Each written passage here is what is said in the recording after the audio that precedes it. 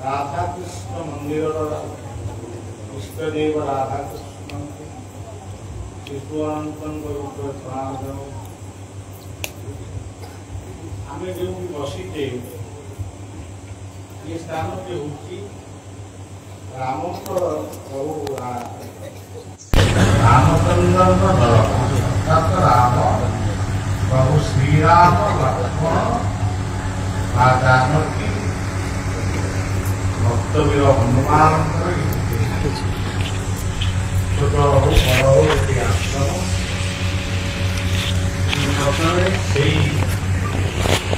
राम को श्रीराम शरणम समस्त जगतान रामं विना का गति रामेण प्रतिहन्यते करिमलं रामाय कार्यं नम रामात्तस्सति काल भीम भुजौ रामस्य सर्वं वशे रामे भक्तिरखण्डिता भवतु मे राम तुमेवाश्रय। सनातन धर्म रे बा आम हिंदू समाज रे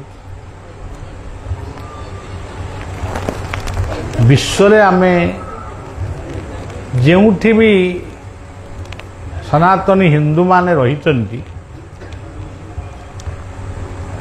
से माने विभिन्न देवादेवी पूजार्चना कर जीए जेउ रूप पूजार्चना कले भी समस्त पूजा आ समस्त पुष्पांजलि से जनक निकट को जाए से होचंती क्षीराब्दी साई अनंत जहाँ को आमे निराकार परमात्मा परमेश्वर परम ब्रह्म बोली जेपरी क्षुद्र नदी बृहत नदी बड़ नदी झरणा नाल नर्दमार पानी पर्यंत सबुगुड़िक समुद्र गर्भरु समस्त जल राशि आसे जन्म निए एवं शेष से समुद्र भितर से मिसी जाए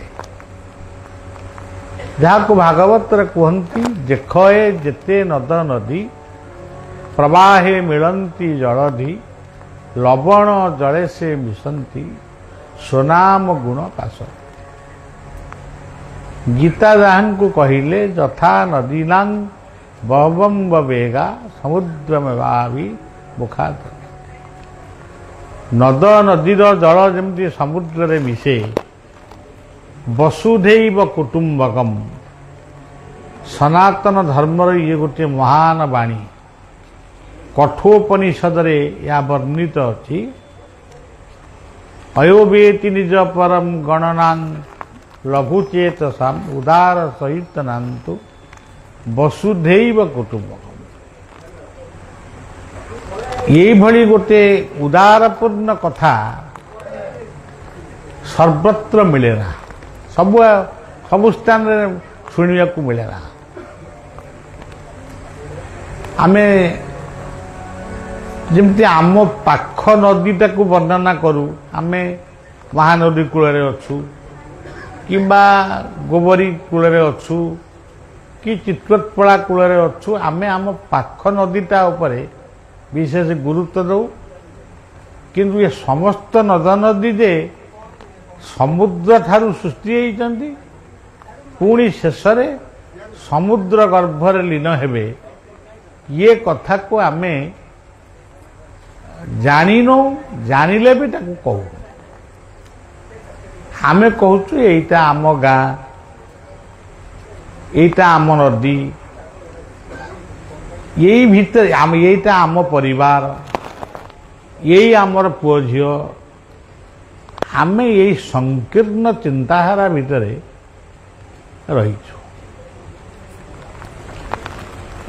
ये बलदेव क्षेत्र ये क्षेत्रर अन्य एक नाम हूँ तुलसी क्षेत्र ओडिशार एमिति कौन सी घर नहीं जो घरे नुआ घरटीए करू बा पुराणा घरटीए थाऊ से ता घर आगे तुलसी बा वृंदावती को से रखी नहीं कि पूजा करूना। जोठी आपण देखिए तुलसी गच्छ नहीं कि वृंदावती पूजा नहीं, किंतु से हिंदू से सनातनी, किंतु वृंदावती ता घर द्वार में थिला, से भी संजशलिता दौला। हठात गोटे किए कौन बुझेदेला ये तुलसी गछटा को कौन तुम्हें पूजुच, जमती लक्ष्मी पूजा, ये पाहिली गौणी धान कपड़ा या कौन गोटे लक्ष्मी बोली भावी पूजा करुच, एगुड़ाक सब हिंदू मानकर गोटे अंधविश्वास एमती सब वर्णना करते। तेणु गोटे धर्म भितर जदि विभिन्न फाट सृष्टि हुए, विभिन्न मत सृष्टि हुए, ताहले समाज धर्म दुर्बल हेनी। धर्म सबुबले हिमालय श्रृंग भली से सबुबले आम मानक उच्चरे रही रहिबो, किंतु संकीर्णता आमको मूल स्रोतरु दूरे पड़े। तेणु सनातनी माने जहाँ को भी पूजा करुचंदी सी अन्य माने भावुचंदी ये माने माटी की पूजा करुचंदी। अच्छा माटीटा को यदि पूजा न करिबा क्या को पूजा करिया? तमे खाऊच पिंधुच बुलुच एटा कौन? यदि माटी जदि न थांता कौन शून्य रे खाऊ था, शून्य रे बुलू था, शून्य रे एते कथा करूँ। तेणु आमे माटी को पूजा करूना, माटी रे पूजा करू। यदि केन्द्रापड़ा रे गजलक्ष्मी पूजा, ढेंकानाल रे केन्द्रापड़ा रे मु शुणी देखी नहीं, किंतु एटा बृहत आकार रे हुए। कई भावुथिबे एगुड़ा माटीर मूर्ति। हाँ प्रकृत में एते माटीर मूर्ति एते करिया भी दरकार नहीं। जदि भी हैला भूलटा कौन हैला? भूलटा केवल हैला ये माटी मूर्ति गुड़ी को नहीं से सब छण फण बंधा होकरी मूर्ति तैयारी होती ताकू नहीं गोबरी नई रे पकेले कि टोटपड़ा नुणा नदी रे पकेले से गुड़िक से पचिला, दुर्गंध हैला, पानी को विषाक्त कला। एतिकी मात्र भूल। किंतु माटी भूल नुहे कि पूजा भूल नुहे। माटी से सबुबले माटी से सबुबले माँ। कई कहती आमे ये माने सब पत्थर को पूजा कर। जदि पत्थर न थांता, पहाड़ पर्वत जदि रही न थांता, आपण माने चिंता कर ये गोटे घर तैयारी ये जहाँ सब लगी ये सब पहाड़ पर्वत रु ही आई। लुहा भी आमर खणी माइन्स रु आसुची, लुहा पत्थर, बाली गोटे से पत्थर गुंड। यही भली भाव में आपण देखिए आमे जहाँ को पूजा करुचु से माने मध्य ताकू व्यवहार करू। आमे धरंतु अभड़ा को महाप्रसाद बोली कहूँ, अन्य माने महाप्रसाद कहूना। कौन तो गोटा तो कहते किए कौच राइस खाऊ, किए कौच भात खाऊ, किंतु मूलटी कथा है से चाउल बा धान इत्यादि। तेणु भागवतर से जो कथाटी से कही काष्ठ काष्ठ पाषाण तरु तृणे बसंती शरीर भ्रमाणी। କାଷ୍ଠ ପାଷାଣ ତରୁ ତୁଣେ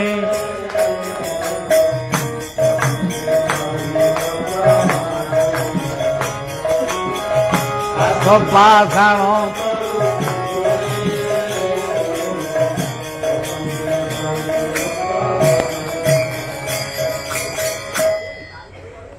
ଆମେ ଜଗନ୍ନାଥଙ୍କୁ ପୂଜା କରୁଛୁ। ଜଣେ ବାବୁ ଥରେ ବହୁତ ଦିନ ତଳେ ମୋତେ କହିଲେ ପୁରୀରେ କହିଲେ, ପୁଣି ଜଣେ ପୁରୀର ଅଧିବାସୀ, ଏ ଜଗନ୍ନାଥ ଗୋଟେ କାଠ। କ'ଣ ଆପଣ କହୁଛନ୍ତି, ତାକୁ କ'ଣ ଜାଳିବେ? ନା ହଁ ଜାଳିଦେଲେ କ'ଣ ଅସୁବିଧା ଅଛି, ଜାଳିଦେଲେ ଆମେ ଭାତ ରୋଷେଇ କରିବୁ। ଆଉ ଏଇସବୁ ଚମତ୍କାର ଯୁକ୍ତି ସେମାନେ ସବୁ ଦିଅନ୍ତି। କିନ୍ତୁ ଆପଣମାନେ ଏତିକି କେବଳ ଜାଣନ୍ତୁ,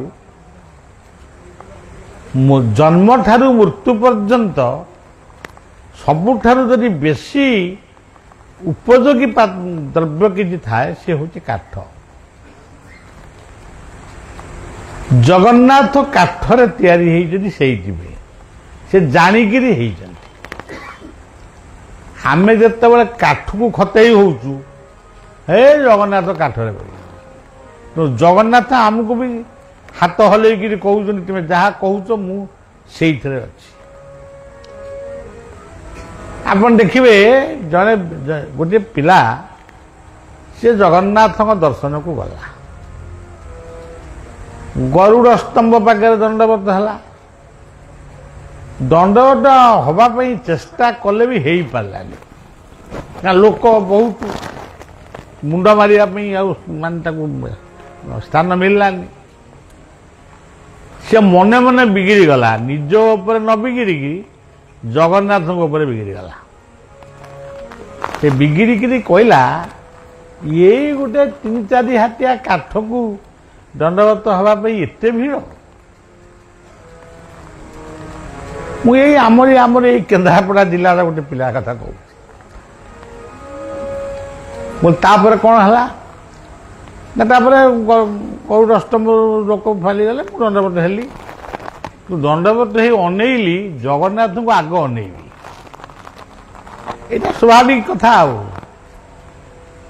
କିନ୍ତୁ ଜଗନ୍ନାଥଙ୍କ ରୂପଟା ମୋତେ ଦେଖାଗଲା।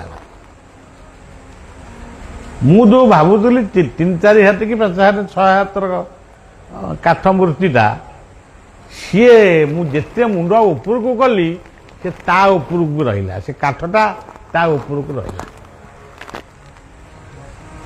କହିଲି କ'ଣ କାମ, ମୁଁ ତ ଦେଖିଥିଲି ଜଗନ୍ନାଥ ଏତିକି ଉଚ୍ଚ, ଇଏ କ'ଣ ଏତେ ଉଚ୍ଚ ହେଇଗଲେଣି, ପୁରା ନଡ଼ିଆ ଗଛ ଉଚ୍ଚ ହେଇଗଲେଣି, ଇଏ କି କଥା? ସାଙ୍ଗେ ସାଙ୍ଗେ ମୋ ମନ ଭିତରେ ଗୋଟେ ଆସିଲା ଯେ ପ୍ରଭୁ ମୁଁ ଭୁଲ କରିଛି, କହିକିରି ଭୁଲ କରିଛି, ମୋତେ କ୍ଷମା ଦିଅନ୍ତୁ। ଏତିକି କଥା କହି ମୁଁ ଅନେଇ ଦେଲି, ଜଗନ୍ନାଥ ଯେମିତି ଥିଲେ ସେମିତି ଅଛନ୍ତି। ତେଣୁ ତାଙ୍କୁ କାଠ ବୋଲି କେମିତି ଭାବୁଛ? ତେଣୁ ଆପଣମାନେ ଦେଖିବେ, ସେ ପୁଣି ଯେଉଁ କାଠରେ ତିଆରି ହେଇଛନ୍ତି, ବିଶ୍ୱ ବର୍ତ୍ତମାନ ସେଇ କାଠକୁ ଖୋଜୁଛି। ସେ ହେଉଛି ନିମ୍ବ କାଠ। ନିମ୍ବରେ ତେଲ, ନିମ୍ବରେ ସାବୁନ, ନିମ୍ବରେ ଔଷଧ, ସବୁ ନିମ୍ବରେ ତିଆରି ହେଉଛି। ବର୍ତ୍ତମାନ ଆମ ଦେଶରୁ ନିମ୍ବ କାଠ ଗୁଡ଼ିକ କେମିତି ବାହାରକୁ ଯିବ, ଆମେରିକା, ରଷିଆ, ଚୀନ, ସେମାନେ ବ୍ୟସ୍ତ। କିନ୍ତୁ ଆମେ ନିମ୍ବ କାଠକୁ ଭାବୁଛେ ନିମ୍ବ କାଠ। ତେଣୁ ଭାଗବତର ସେଇ ପଦଟି ଆପଣ କେତେ ସୁନ୍ଦର ପଦଟିଏ, ଯାର ଯେ ମନ୍ତ ଭାବ ଦେଖି ନାବ ମୁଁ, ଯାର ଯେ ମନ୍ତ ଭାବ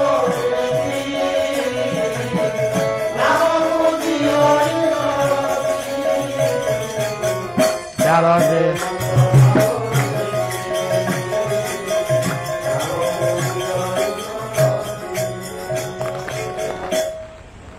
ଯାହାର ଭାବଟା ଯେମିତି ସେ ଫଳ ପାଇବ ଯେମିତି। ଆମର ଶ୍ରୀମନ୍ଦିର ଉପରେ ପତାକା ଉଡୁଛି, मोर गोटे पियूसी माँ एवं भी बंची से कहते मु मनरे भावुची एत उत्साह गोटे चढ़ीकी गोटा जा पताका बांधुंट कौन तले पताका देदेल एमती कौन भावी से देखुची से पताका नीलचक्र पाखे गोटे बुढ़ी माँटे बही कहला मु तो देखी गोटे पंडा सेवक पताका बांधुले आउ ये कौन गोटे बुढ़ी माँ किए बही ना मत सेमती देखा ये जेते थर चाहिला जेते समय अपेक्षा कला से देखिला से बुढ़ी माँटी बस से घर को फेरी आसला जादृशी भावना दशरथ जार भावनाटा जमी तार फलटा ठीक से पारे धरतु आमे ये गोटे काठर कथा गला काठर मूर्ति जगन्नाथ पाषाण आमर अच्छी तिल मध्य यथा तैल पुष्प मध्य यथा गंध इक्षु मध्य यथा रस पाषाणे शैव कांचन आपण जो शिवलिंग को पूजा करुचन से कौन तैयारी पाषाण तैयारी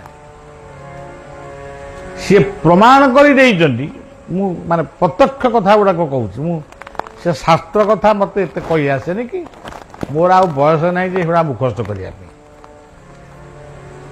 जड़े दर्शन को जाइए गोटे शिव मूर्ति अच्छा जहाँकर ये जमी आम अमरेश्वर सेमती श्रीमंदिर भितर गोटे शिवलिंग अच्छा सी हूँ अग्निश्वर सी भी कौटी मुझे एपर्तंत देखी किंतु अनेक लोक अच्छा बुलिक देखती शिव देखती आम आम जगन्नाथ को देखी आसू आ ये अग्निश्वर पाखे नमस्कार कर जिते आसुचंदी ये मन भितर भावुचंदी जगन्नाथ को तो देखा समस्ते आउ ये गोटे अग्निश्वर ये आंकु किए देखिए कहू ये कही से मुह बुले जड़े सेवक माने गोटे सेवक भई देखा जाऊँ से सेवक नुहे ये डाकुची ए माँ शुणु शुणु गोटे कॉइन ता भितर कौन सूर्यंकर चिन्ह अच्छी जगन्नाथंकर दीटा चक्षु दीटा सूर्यर चिन्ह से कॉइन भितर सूर्यंकर चिन्हटी अच्छी ताकू दौरान कहते ने आपको नहीं पिंधबू ये सुधु कहला मुझे कौन नहीं गए ना तो पिंधबू कहला मुझे तो पैसा आनी ना पैसा कौन दरकार तू तो पिंधबू पैसा कौन दरकार अच्छा एमती कौन लोक किए अच्छा गोटे कॉइन जड़े दब रूपणी रूपार कॉइन से बिना पैसा दब कहीं दब से कौन पे दब जबरदस्ती हाथ में गुंजी देला ये मुंडे मारिक अनला को से व्यक्ति आउ ना स्वयं अग्निश्वर प्रमाण करदेले मु मध्य जगन्नाथ मु मध्य बलदेव एठी आमर बलदेव माने प्रस्तर तैयारी तांकु किए निर्माण करिथिला मु केते लोकंकु पचारलेली से भी कहि पारुना तांकु कोठी लुचेकी रखा जाइथिला आउ कोठी पूजा होउतले से इतिहास मु गपु नहीं आपण मान तो बेसी जानिचंती किंतु से मूर्तिर कारीगर किए ये जो जगन्नाथ मूर्ति की आम पूजा करूँ कारीगर किए लिखा है अनंत विश्वकर्मा नामक जड़े बढ़ई आसिक मूर्ति की तैयारी करते अनंत विश्वकर्मा घर कौटी कौ गाँव ठिकना कौन कि आउ लिखा जाए सेमती सिद्ध बलदेव चंद्र मूर्ति कई जने गढ़ी थी जी गढ़ी सी हूँ से सी गोटे कारीगर रूप आसिक बड़ बलदेव मूर्ति की गढ़ी किंतु जड़े एमती साधारण मनीष गढ़ीदेव से कथा केबे भी नुहे कारण आमर पंचसखा जुगर जशवंत दास से कहले से लिखिले जो बिंधानीति तोते कला निर्माण से ही तो घटेर यह तू जान बिंधानीति तोते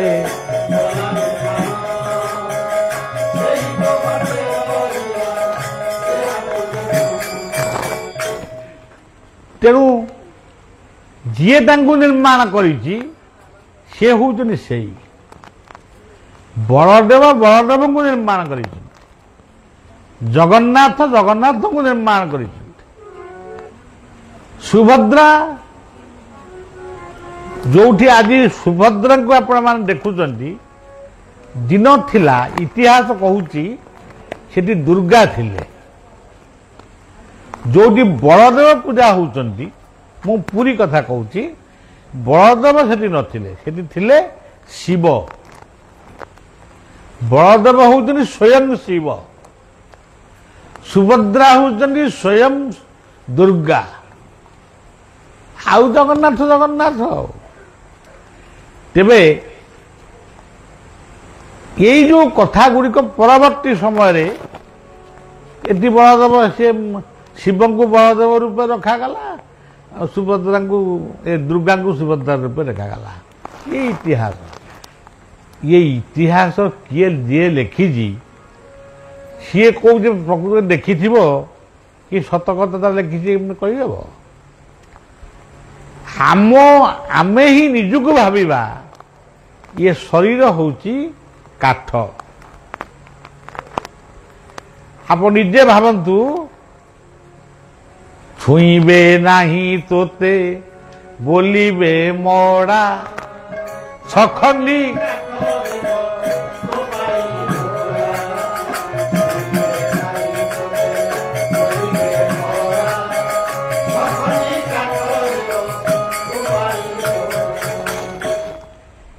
यही राम मंदिर को जो माने गढ़ी थिले रामंकर मूर्ति को आनी थिले प्रतिष्ठा करी थिले आज कौन से अच्छी जो माने बलिया पाखक एकाधिक बार बोलते 5-7 थर जाई बलिया को माने बहुत तोषामत करते जे राम मंदिर दायित्व आपण नियंतु बोले राम कोटी बलिया कोटी मु दायित्व कौन नेबी से कौन आज अच्छा आमे यदि जी बहीचु आमे कौ रही कि जदि यह सत्य ताले मनीष एते गर्व अहंकार जो करुची मने मने एटा करिबिनी सेटा करिबिनी एटा मो द्वारा हेगला सेटा ता द्वारा हेगला ये सब बाहुल्य पागलामी चपलामी कथा ये कथार किसी मूल्य ही नहीं तेणु ये शरीर हूँ काठ ये काठर ही ये शरीर जली जाए आज हुए तो विद्युत चूल्हा बाहर जली जाऊँ एका कथा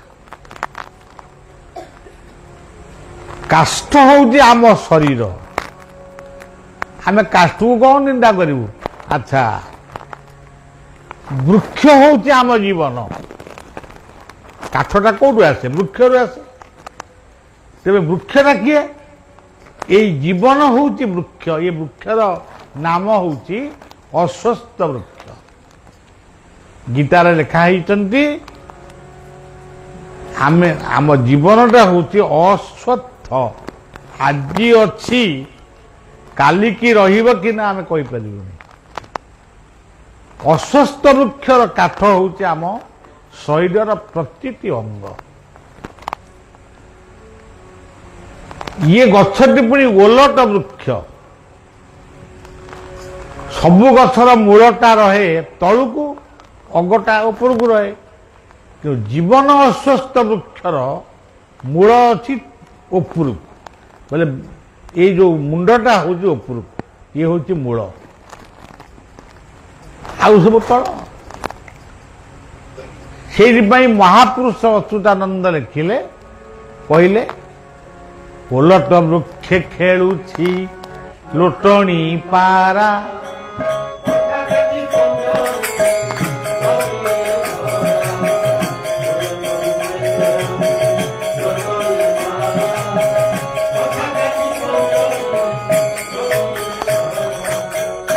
तेणु ये जीवन वृक्षर काष्ठ हूँ शरीर तारे पाषाण को गुड़ाक पाषाण होउचंती आम पाखे दी प्रकार पाषाण अच्छा गोटे निष्ठुरता गोटे पाषाण आम भीतर जो हिंसा अन्य को हिंसा करिबा प्रतिशोध परायण हवा ये गोटे पाषाण अन्यर दुख देखिले हसिबा माने सी दुख कांदुची ये किंतु नुची नुची हसुची तेणु ये जो पाषाण प्रवृत्ति आमरी भीतर आउ पाषाण कौन एमिति गोटे पाषाण आम भीतर अच्छी तुम्हें जेते जहा कहले भी सी टलिबार नहीं सी हूँ ज्ञान बहुरे ज्ञान दीप जाली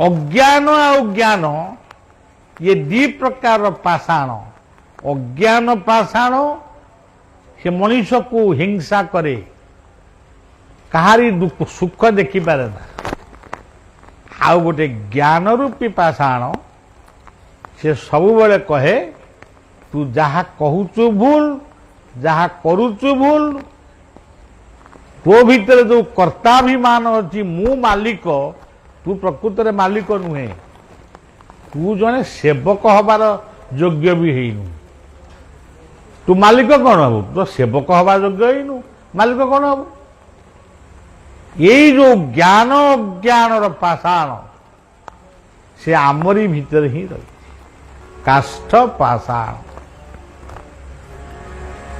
काष्ठ पाषाण तरु तृणे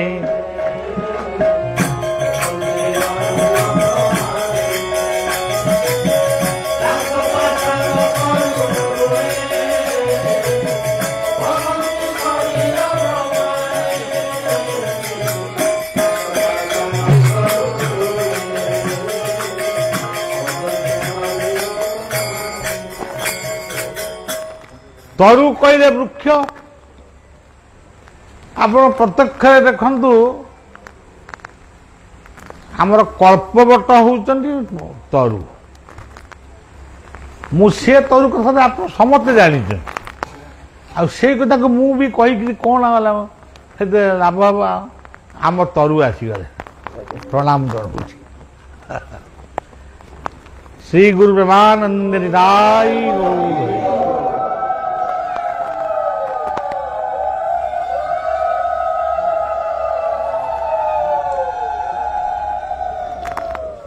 सिद्धवल देवचंद्राय तुलसी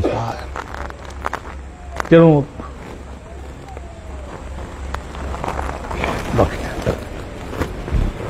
बसत बस तरु कहले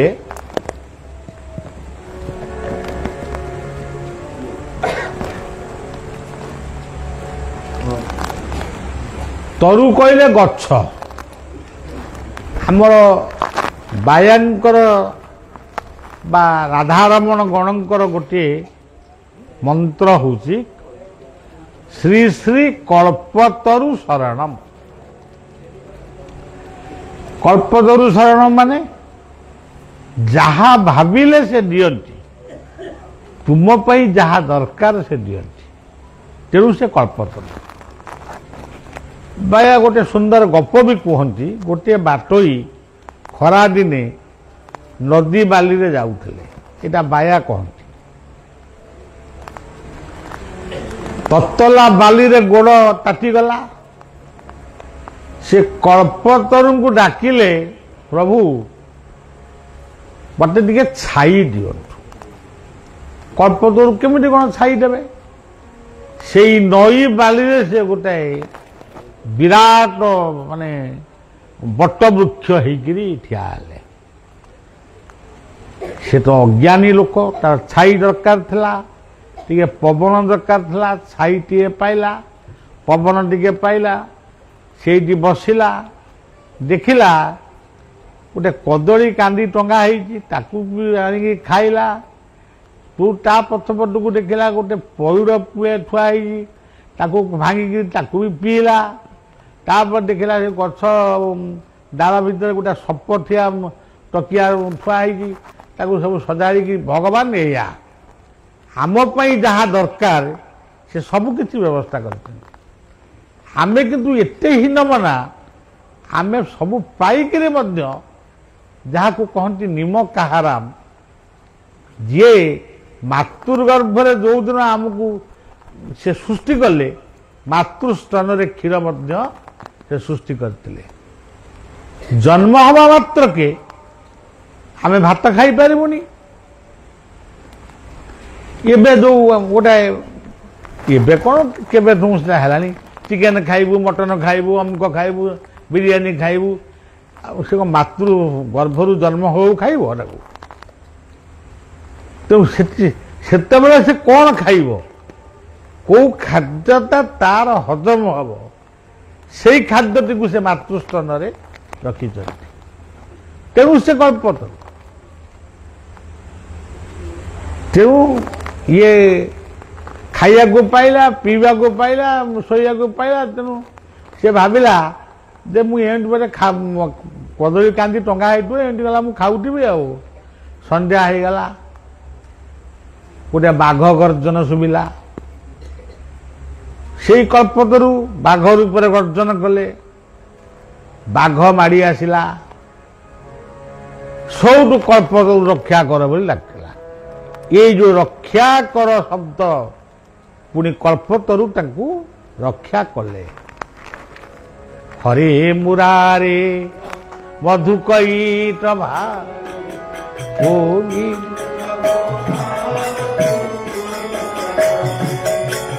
हे मुरारे मधुकैट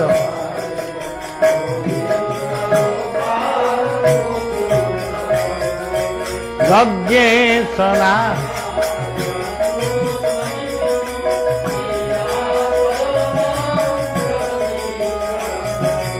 यज्ञेशना कृष्ण विष्णु मीरा हरे मुरारे मधुकई गोविंद हरे मुरारे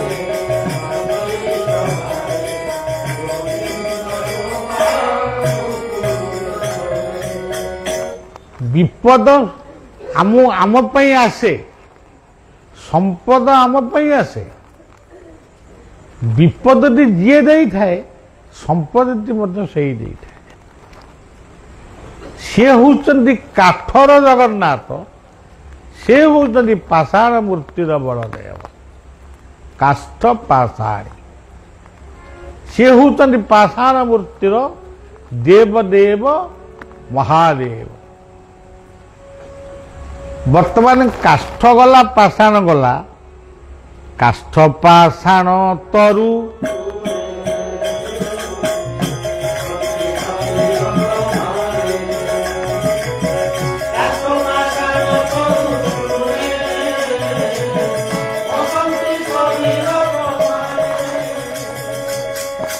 तरुटी कौन आपण मैंने कहे समस्ते पाखुआ लोक सब बहीच तरु तरु बा हूँ गछ आउ कौन तरु आ कौन ତାହେଲେ ବିଛୁଆତି ଗଛ ନା କ'ଣ? ବିଛୁଆତି ବି ଗୋଟେ ଗଛ, କିନ୍ତୁ ସେ ତରୁ ତତ୍ଵ, ପ୍ରଥମ ଶବ୍ଦ ହଉଛି ତତ୍ଵ ଜାଣିଲେ ତୁଟେ।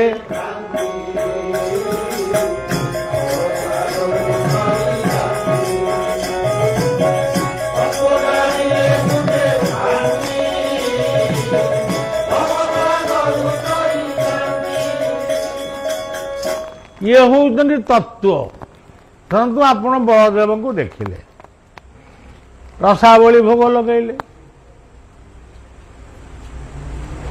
ବଢିଆ ରସାବଳି, ଏମିତି ଆମେ କହିଲେ ବଳଦେବଙ୍କ ପାଖରେ ଯୋଉ ରସାବଳି, ଓ ଚମତ୍କାର ରସାବଳି, ଯେ ତା ନାଁଟା ରସାବଳି କାହିଁକି ହେଲା, ଆଉ ରସଗୋଲା କାହିଁକି ହେଲାନି? ତାମାନେ ଯା କୃଷ୍ଣ ରସ ପ୍ରମୋଦ ମଧୁରା ସା ମାଧୁରୀ ମାଧୁରୀ।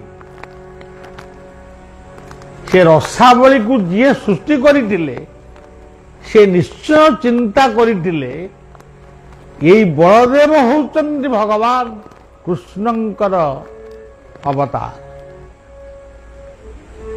ଗୋପୀମାନେ କୃଷ୍ଣଙ୍କ ରସକୁ ଗୋପୀମାନେ କୃଷ୍ଣଙ୍କ ରସକୁ ପାନ କରିବା ପାଇଁ ସେ କୃଷ୍ଣଙ୍କ ବଂଶୀସ୍ୱର ଶୁଣି ତାଙ୍କ ପାଖକୁ ଯାଉ। ସେଇ ତତ୍ଵଟା ହଉଛି ରସାବଳୀ।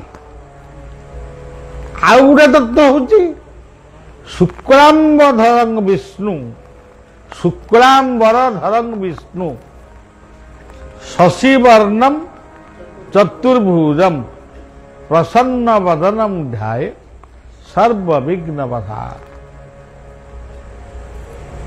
ତୁମେ ଯଦି ବଳଦେବଙ୍କର ଦର୍ଶନ କଲ, କାହିଁକି ଦର୍ଶନ କଲ? କେନ୍ଦ୍ରାପଡ଼ାରୁ ବହୁ ଲୋକ ଶାରଳାଙ୍କ ପାଖକୁ ଯାଆନ୍ତି, ପୁଣି ଗୋରଖନାଥଙ୍କ ପାଖକୁ ଯାଆନ୍ତି, ସେଇଠୁ ଶିଶୁ ଅନନ୍ତ ଆଶ୍ରମକୁ ଯାଆନ୍ତି। ତାଙ୍କ ଚନ୍ଦନ ଲଗାରୁ ମୁଁ ଜାଣିପାରେ ଏ ଶାରଳାଙ୍କ ଯାତ୍ରୀ। ଆଉ ପଚାରେ, ବାବୁ କୋଉଠି ଘର? କହନ୍ତି ଆମ ଘର କେନ୍ଦ୍ରାପଡ଼ା। କୁଆଡ଼େ ଯାଇଥିଲ? ଶାରଳାଙ୍କ ପାଖକୁ ଯାଇଥିଲୁ। ଆଉ କୋଉଠି ଗଲ? ଗୋରଖନାଥ। ତାପରେ ଏଠି କାହିଁ ଆଇଲ? ନା ଆମେ ଆଇଲୁ ଯେ ବାବାଙ୍କୁ ଦେଖିକି ଯିବୁ। ଆଉ ଏତେ ଆଡ଼େ ବୁଲିକି ଆଇଲ, ଗଲାବେଳେ ବଳଦେବଙ୍କୁ ଟିକେ, ତମ ଘର କେନ୍ଦ୍ରାପଡ଼ାଟି, ବଳଦେବଙ୍କୁ ଟିକେ ଇଚ୍ଛାପୁର ବଳଦେବଙ୍କୁ ଟିକେ ଦେଖିବାକୁ ଯିବ କି? ନା ଆମେ ଯାଉ ମାନେ ବୁଝେଇ ଦିଅନ୍ତି ଆମକୁ, ଆମେ ଯାଉ ଆଜି ଯିବୁ। ତମେ ନଗଲେ ତାଙ୍କ ଭାତ ହାଣ୍ଡି ମାନେ ଗଡ଼ି ପଡ଼ିବନି। ତେଣୁ ସଜ୍ଜନ, ତତ୍ଵ ନ ଜାଣି, ତତ୍ଵ ଜାଣିଲେ ତୁଟେ ଭ୍ରାନ୍ତି। ଆପଣ କେବେ ତ ହଉଛି ତତ୍ଵ, ତ କହିଲେ ତତ୍, ଗୀତାରେ କହିଲେ ତତ୍, ମୁଁ ହଉଛି ତତ୍, ମୁଁ ସର୍ବତ୍ର ବିଦ୍ୟମାନ, ସବୁବେଳେ ସବୁ ସମୟରେ ତୋ ଭିତରେ ଅଛି। ଇଏ ତତ୍ଵଟି ଜାଣିଛୁ କି ନା? ଆଉ ତୁ କହିବୁ ମୁଁ ଗୁରୁବାର ମଦ ପିଇବିନି, ଶୁକ୍ରବାର ପିଇବି। ଆରେ ଗୁରୁବାର ବି ଯିଏ ଅଛନ୍ତି, ଶୁକ୍ରବାର ବି ସେଇ ଅଛନ୍ତି। ଆଉ ଏ ଦିନ କ'ଣ ପିଇବୁନି, ସେଦିନ କ'ଣ ପିଇବୁ? ଏଇ ଆମର ଗୋଟେ ନାଇଁ, ସେଗୁଡ଼ା ସବୁ ବିବାଦମାନ କଥା। ଛାଡ଼, ସେ ମାନେ ମଦ ପିଇକିରି ମଣିଷ କେମିତି ତାର ଅବସ୍ଥା ହୁଏ ଆପଣମାନେ ସବୁ ନିଜେ ବି ଜାଣିପାରିବେ। କେନ୍ଦ୍ରାପଡ଼ା ତ ଭଲ ଡାକ୍ତରଖାନା ବି ହେଲାଣି, ଭଲ କି ତାକୁ ବୁଝି ବି ପାରିବେ। ତେବେ ଆମେ ସେ ବିବାଦମାନ କଥା ଯିବାନି।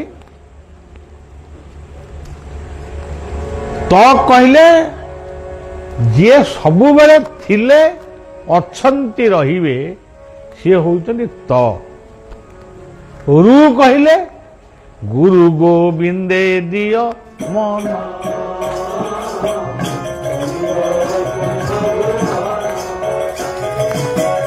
ଗୁରୁ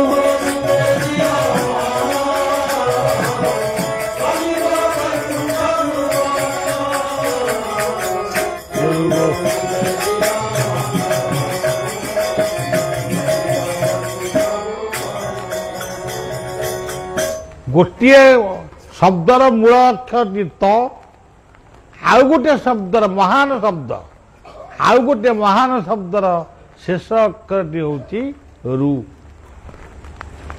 ତେଣୁ କାଷ୍ଠ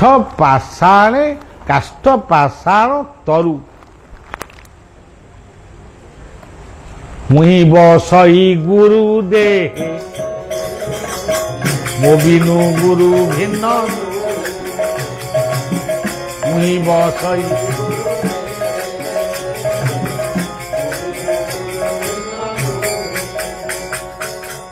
ତାପରେ ଆଉ ଗୋଟେ ସୁନ୍ଦର ପଦରେ କହିଲେ ଗୁରୁଙ୍କୁ ନମଣିବ ନର।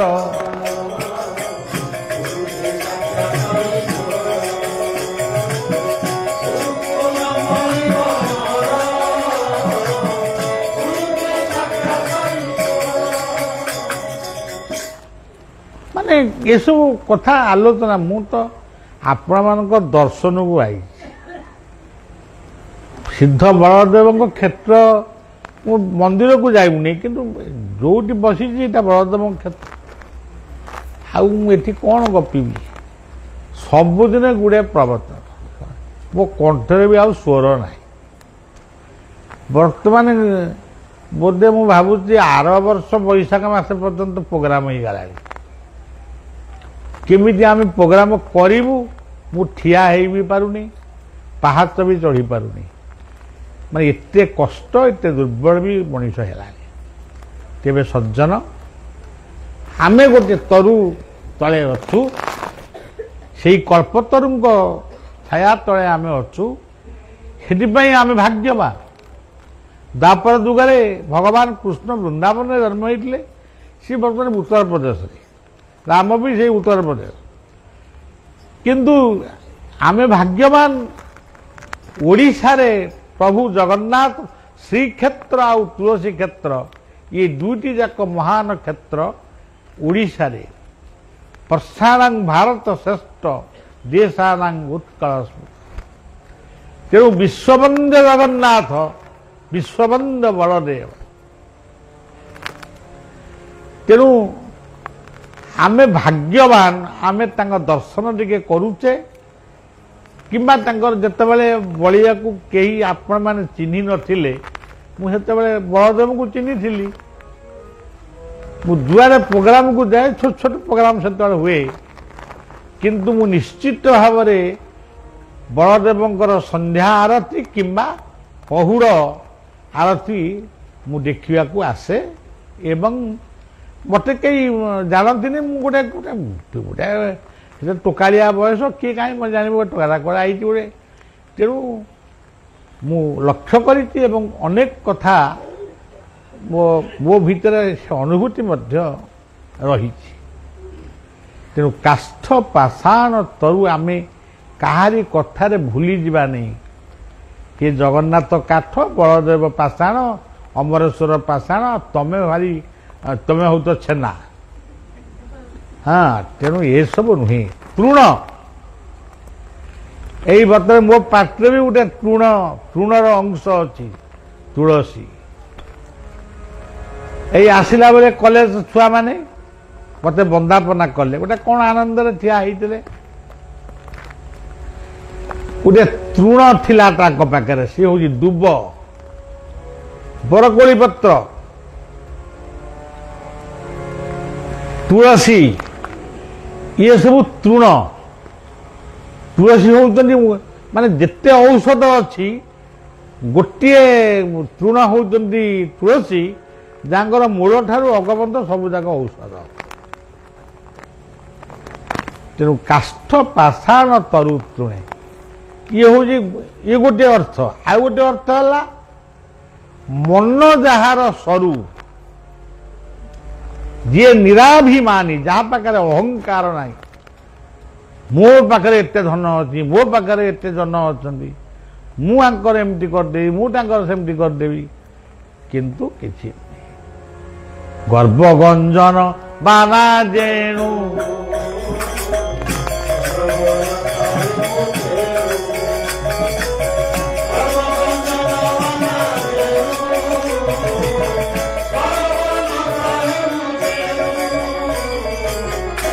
ଭାଗବତ।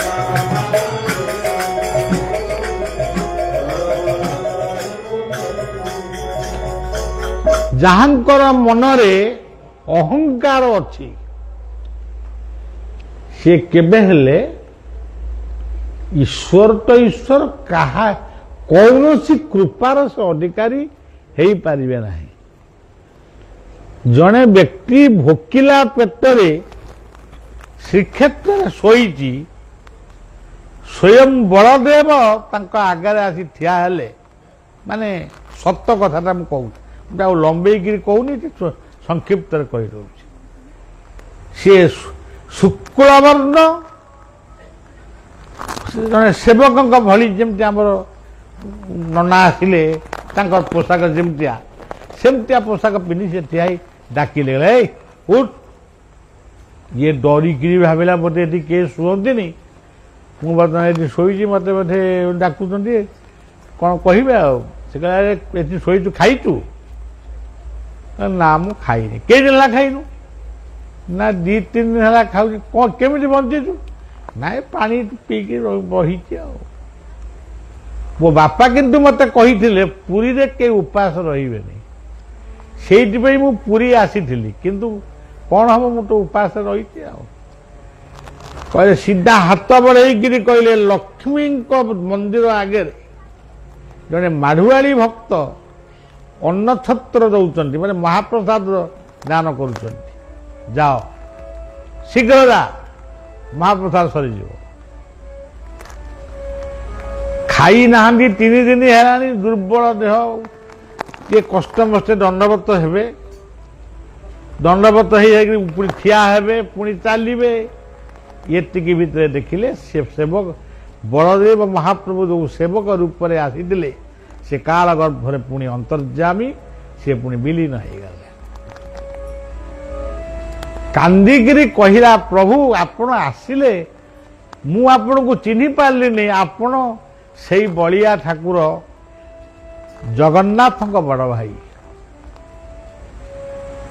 ଇଏ ଲକ୍ଷ୍ମୀ ମନ୍ଦିର ପାଖକୁ ଗଲାକୁ ମହାପ୍ରସାଦ ଆଉ ଅଳ୍ପ ଅଛି, ସେ ମାଡୁଆଳି ଭକ୍ତ ଡାକୁଛି, ବାବୁ ଶୁଣ ଶୁଣ, ମହାପ୍ରସାଦ ପାଇବ, ଏଠି କେତେ ଦିନ ରହିବ? ନା ମୁଁ ରହିବି, ମୋର କଲିକତାରେ ମୁଁ ଚାକିରି କରିଛି, କମ୍ପାନୀ ଖୋଲିବା ପର୍ଯ୍ୟନ୍ତ ରହିବି ଆଉ। ନା ଏଇଠି ଆସିବ, ସବୁଦିନେ ଖାଇବ, ଏଇ ନିଅ ଗୋଟେ ଚିରୁକୁଟି ଦେଲେ, এইগুড়াক দেখেব খাইব। তেণু ঠাকুর অভিরামকর গোটে ভাষা, অন্তর্যামী অন্তর্গতে বারতা দ্বার, সে হচ্ছেন অন্তর্যামী। সুদর্শন, সুদর্শন কোণ গোটে গোটে লম্বা কাঠ বলে ভাবুছেন আপন? যেতবে অম্বরীশ ଏକାଦଶୀ ବ୍ରତ କରିଛନ୍ତି, ଦୁର୍ବାସା ତାଙ୍କ ଘରେ ଅତିଥି ହେଇଛନ୍ତି, ସେ ସ୍ନାନ କରିବାକୁ ଯାଇଛନ୍ତି, ଏକାଦଶୀ କରିବାର ସମୟ ଗଡ଼ି ଯାଉଛି, ଗଣ୍ଡୁ ସେ ଜଳ ସେ ପିଇଦେଲେ, ସେଥିପାଇଁ ସେ ଦୁର୍ବାସା ରାଗିକିରି ତାଙ୍କୁ ଗୋଟାଏ ଜଟ ଉପାଡ଼ିକିରି ଫୋପାଡ଼ିଲେ। ସେଗୁଡ଼ା ନିଆଁ ହୁଳା ହେଇକିରି ଅମ୍ବରୀଶଙ୍କ ପଛେ ପଛେ ଦୌଡ଼ିଲା। ଦୌଡ଼ୁ ଦୌଡ଼ୁ ଭଗବାନ ସେ ବିଷ୍ଣୁଙ୍କୁ ପ୍ରାର୍ଥନା କଲା, ଜଗନ୍ନାଥଙ୍କୁ ପ୍ରାର୍ଥନା କଲା, ପ୍ରଭୁ ମୁଁ କ'ଣ ଭୁଲ କରିଛି? ସେ ଯାହା ହଉ ପୁଣି ସୁଦର୍ଶନ ଚକ୍ର ଆସିଲେ, ସେ ଅଗ୍ନି ନିର୍ବାପିତ ହେଲା। ତେଣୁ ଏକାଦଶୀ ବ୍ରତର ମହିମା ସେଇଟା ଆଜି ମଧ୍ୟ ଘରେ ଘରେ ମାନେ ପୂଜା ପାଉଛି ବା ସମସ୍ତେ ତାକୁ ସମ୍ମାନ ଜଣାଉଛନ୍ତି।